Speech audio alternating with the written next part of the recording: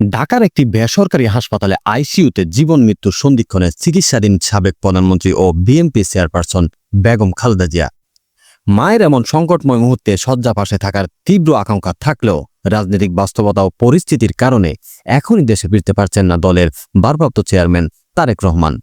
এ নিয়ে সামাজিক যোগাযোগ মাধ্যমে একটি আবেগঘন বার্তা দিয়েছেন তিনি। সাবেক প্রধানমন্ত্রী বেগম খালেদা জিয়ার শারীরিক অবস্থা অত্যন্ত সংকটাপন্ন। দেশজুড়ে বিভিন্ন শ্রেণী পেশার মানুষ তার সুস্থতা কামনায় দোয়া করছেন। অন্তর্বর্তীকালীন সরকারের প্রধান উপদেষ্টা সহ সরকারের শীর্ষ পর্যায় থেকে তার চিকিৎসা সেবার বিষয়ে সর্বোচ্চ সহযোগিতার আশ্বাস দেওয়া হয়েছে। দেশি বিদেশি চিকিৎসকেরা পেশাদারিত্বের সঙ্গে তাকে সেবা দিয়ে যাচ্ছেন।